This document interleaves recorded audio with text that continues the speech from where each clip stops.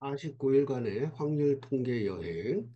자, 오늘은 여덟 번째 시간입니다. 교재에서 8일차 부정적분과 정적분에 대해서 살펴보는 시간을 갖도록 하겠습니다. 예, 적분의 개념에 대해서 한번 살펴보죠. 자, 적분해서 이렇게 한자를 썼는데, 자, 이 의미는 쌓아 올린다라는 그 말이에요. 적분이라는 거. 쌓아 올린다. 자, 적분의 본질은 작게 나눈 것을 합쳐서 쌓아 올리는 데 있다. 자, 그래서 과거의 선조들은 이 적분을 사용해서 넓이나 부피를 구할 수 있었다고 해요.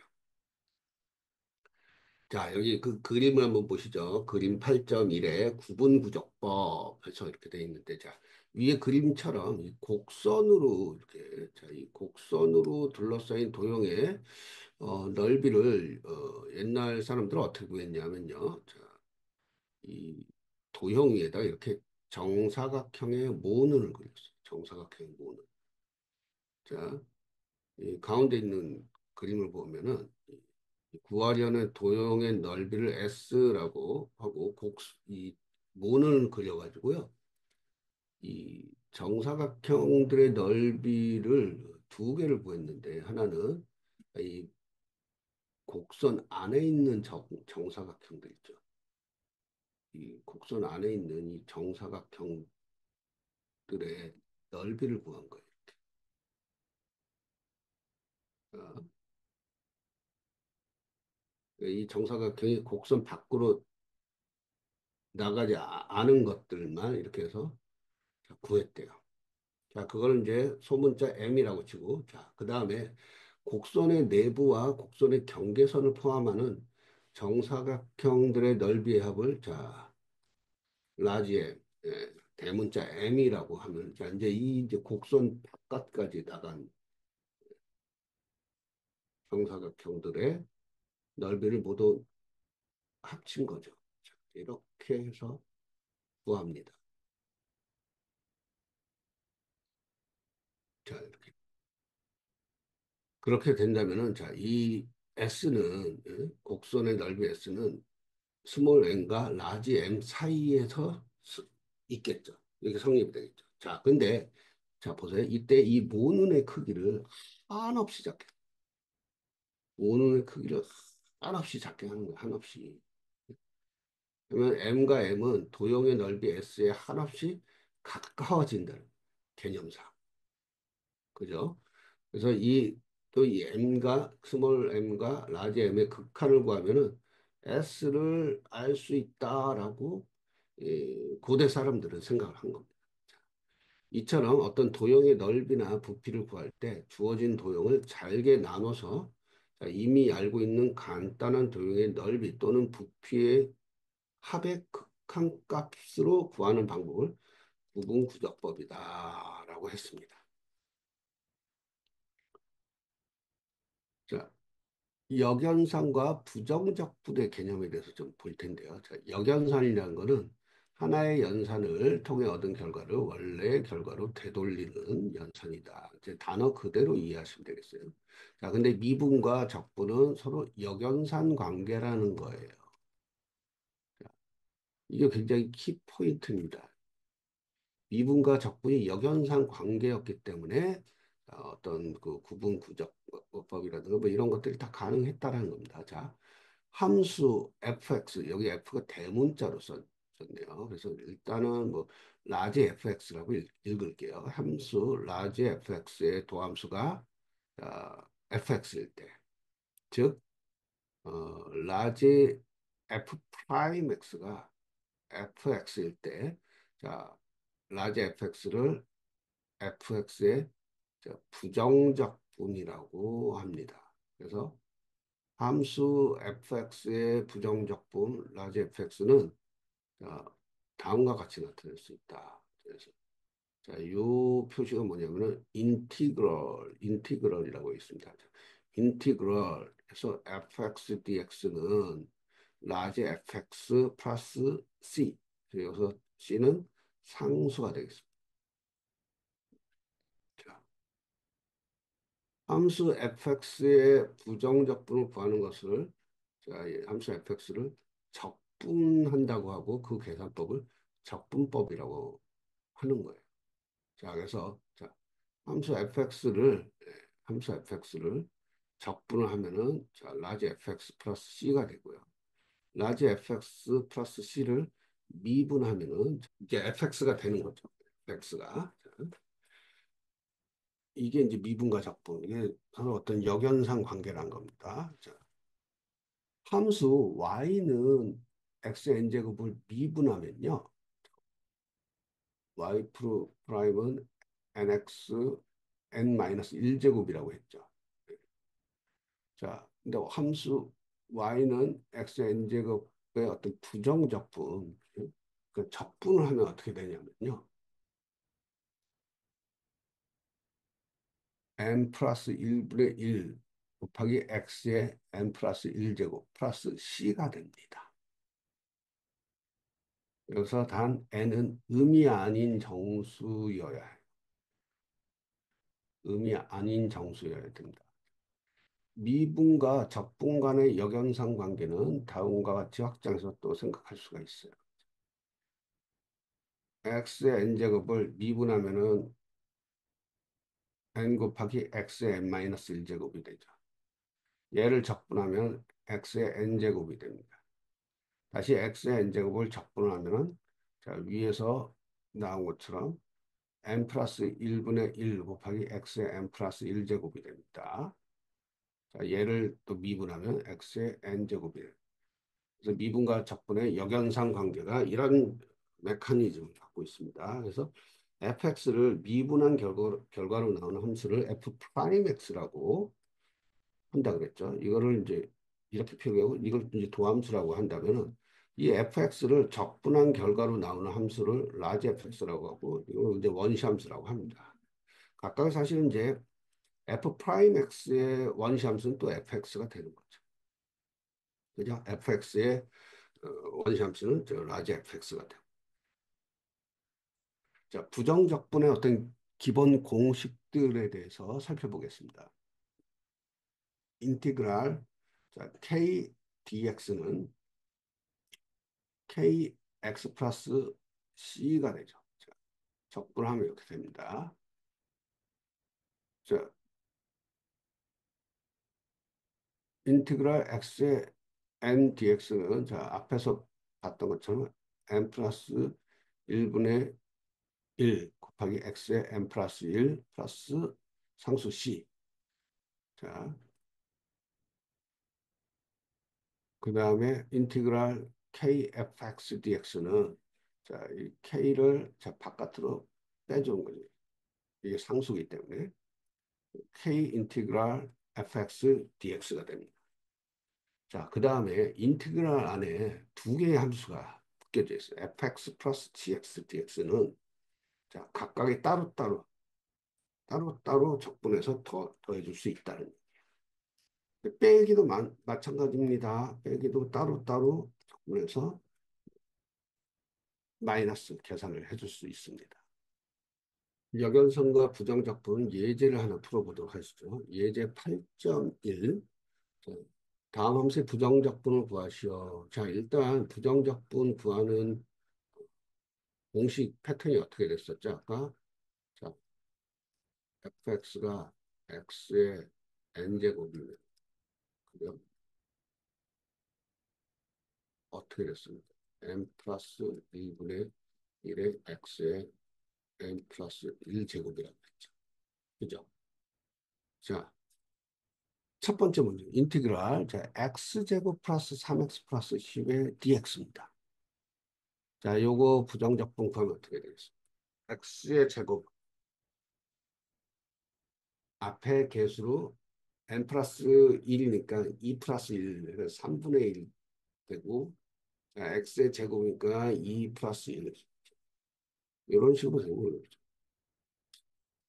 3분의 1에 x의 세제곱 나죠. 3x 어떻게 됩니까? 자, 이게 1제곱이니까 n 플러스 1, 그러니까 1 플러스 1, 2분의 3. 자, x의 1 플러스 1제곱, 2제곱이 되죠. 자, 10은 x 따라오고요. 그 다음에 플러스 c 상수가 나오겠죠. 이게 이제 부정적분이 이렇게 구합니다. 자, 두 번째 문제를 봅시다. 두 번째 문제. 두 번째 문제는 자, 인티그럴 x 곱하기 x 마이너스 1 곱하기 x 마이너스 2 이렇게 됐는데요. 자, 이걸 일단 수식을 다 전개해 준 다음에 구하시면 돼요. 그래서 전개를 해줬더니 x 세제곱 마이너스 3x 제곱 플러스 2x dx가 돼요. 자, 요거 부정적분 구하면은 자, 요 수식 다 그대로 이용해서 구하면 4분의 1 x 4제곱 마이너스 3x 마이너스 x 세제곱 플러스 x 제곱 플러스 c가 됩니다. 자, 지금까지 이제 부정적분에 대해서 좀 살펴봤고요. 그다음에 이제 정적분입니다. 정적분 뭐냐면은 구간이 정해져 있는 경우에 적분 기호는 자, 오른쪽과 같이 있습니다. 아까 부정적분은 인티그랄만 이렇게 쓰여져 있었는데 이 정적분은 이게 구간이 이제 A하고 B 구간이 이렇게 표기가 됩니다. 그래서 적분교를 이렇게 했습니다. 인티그랄 A부터 B까지 fx dx다. 자, 이 적분기호는 자, x를 A부터 B까지 변화시키면서 fx의 dx를 곱해서 모두 합쳤다라는 그런 의미입니다. 그게 이제 이 얘기 무슨 의미냐면 이게 여러분 요 개념을 잘 이해하고 기억하셔야 돼요. 여기 그래프를 한번 봅시다. 이 얘기냐면 뭐냐면 그 x가 x이고요. x가 x이고 y가 fx fx인 이 파란색 선. 파란색 선은 없습니다. 파란색 선에 이게 이제 높이죠. 그래서 여기서 이 dx 있죠. 이 선을 좀 확대해서 보면은 이건 하나의 이제 선이겠지만 선에도 이 밑변에 길이가 있다는 거예요. 길이가. 이 길이가 바로 dx라는 거예요. dx. 그래서 미분에서 우리가 봤던 델타 x, 델타 x와 같은 의미입니다. 그래서 뭐예요? 그게 x의 순간 변화래요. x의 순간 변화다. 아, 이 x 지점에서 어떤 순간 변화량을 dx라고 했어요. dx는 델타 x 같은 의미이기 때문에 델타 x는 뭐라고 했어요? x가 특정 지점에서 또 다른 특정 지점까지 어떤 변화량을 의미하기 때문에 자, dx는 x2 마이너스 x1 이렇게 이제 표기를 할 수 있어요.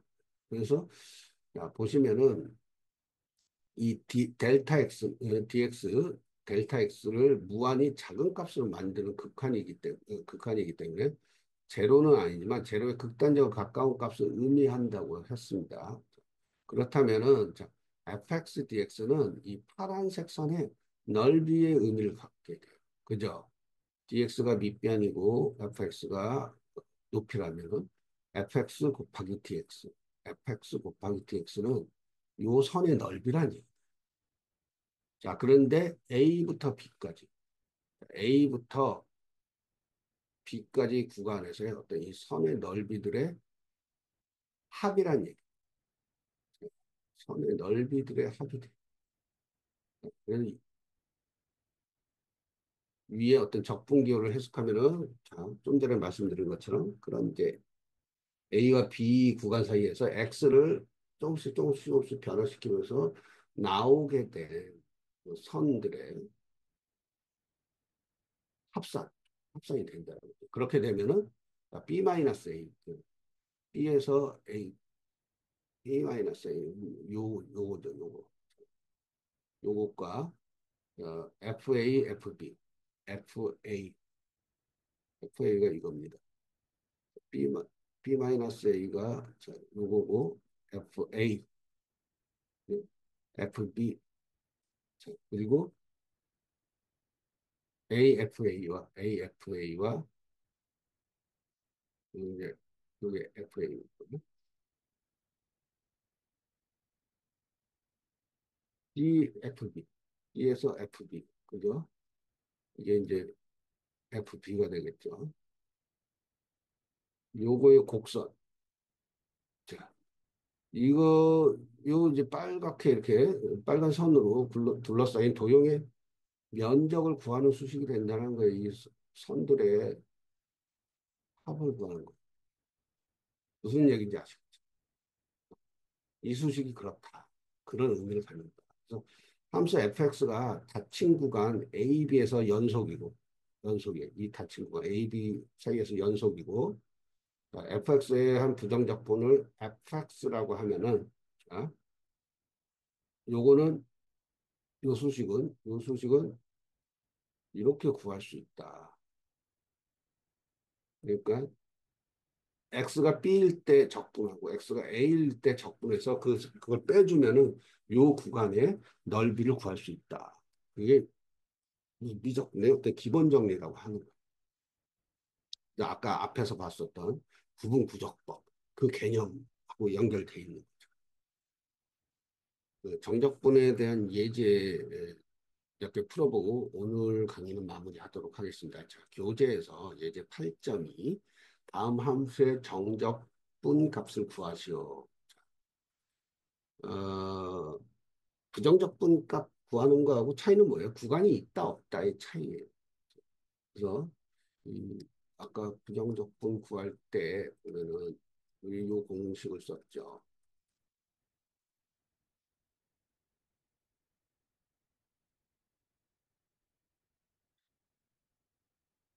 첫 번째 문제 그렇게 구해주면 됩니다. 자, 그래서 자 보시죠. x제곱은 3분의 1 x 세제곱이 되고요. x는 2분의 1 x 제곱이 됩니다. 1은 x가 되고 자 상수 있죠. 자 얘가 0부터 1까지래요. 그래서 0부터 1까지 이렇게 구간을 적어줍니다.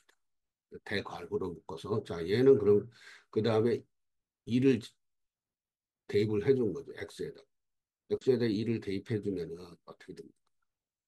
3분의 1 더하기 2분의 1 더하기 x 더하기 c가 되겠죠. 그 다음에 빼주는 거라고 했죠. 아까 빼주는 거라고 했죠. 자, 0을 집어넣으면 0 플러스 0 플러스 0 플러스 c가 되죠. 그럼 어떻게 됩니까?